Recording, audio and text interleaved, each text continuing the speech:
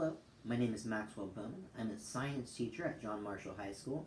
Today I'm going to be covering week 1 of the Continuous Learning Plan chemistry packet. So in this packet we're going to be talking about the periodic table, how it's organized.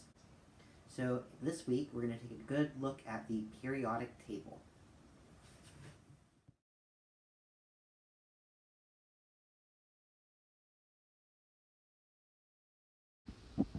There is a video accompanying this packet that'll give you the ins and outs of learning about atoms.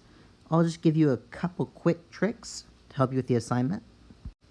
A man named Dmitry Mendeleev organized some elements based on some of their behaviors and properties.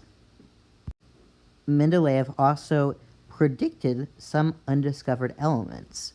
For example, scandium was one he hypothesized existed.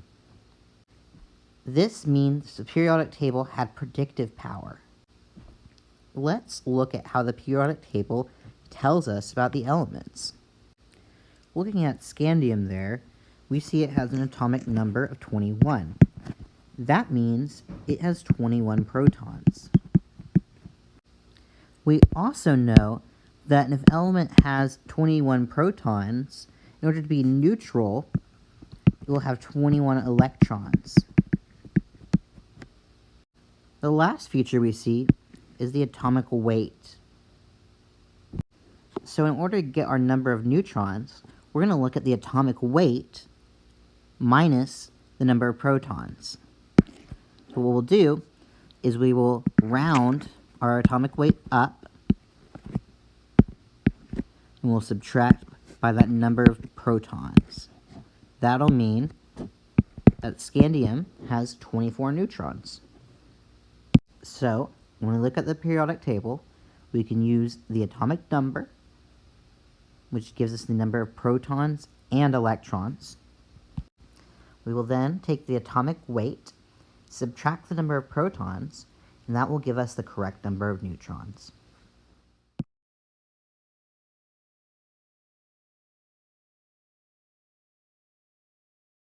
Alright, we've got quite a few things on the assignment for your second day.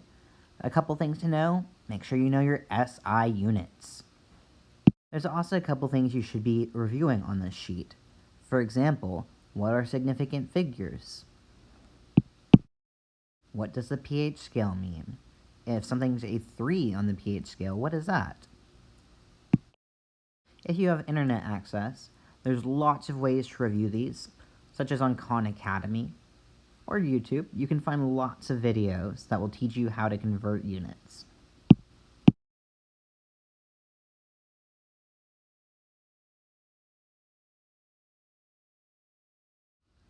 So, for our candy isotope lab, we're going to take 1 regular M&M and 4 pretzel M&Ms. Each M&M represents an atom of boron. Our regular M&M represents an isotope that has a mass of 10. This means that this element has 5 protons and 5 neutrons. On our right, our pretzels represent atoms with a mass of 11. So that means they have 5 protons, because 5 protons is the atomic number. And that means any atom that has 5 protons is a boron atom. And then we'll have 6 neutrons. So we get 5 plus 6 is 11. 5 plus 5 is 10. So we're taking 1 boron atom with an atomic weight of 10. And then we've got 4 boron atoms that have an atomic weight of 11. So this means if we add up all of our masses, we're going to get 54. This is the total mass of all of the atoms. But we're looking to find the average. In order to find the average, we're going to take our atomic mass of all of the atoms together. We're going to divide by the number of atoms, which is 5. This means our average atomic mass is 10.8. Which, if we look up here is the same as the average atomic weight for boron in general.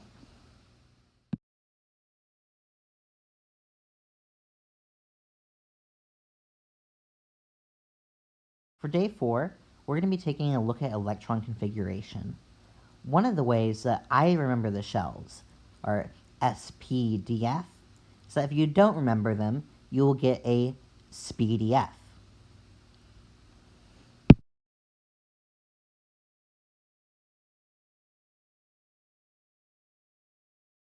We finish off this week by talking about some important experiments in the history of atomic science. Rutherford revised our model of the atom by discovering the nucleus, a small, dense part of the atom in the center made up of protons and neutrons. Alright, well that concludes with all of the instructions for packet number 1. I'll see you guys next week.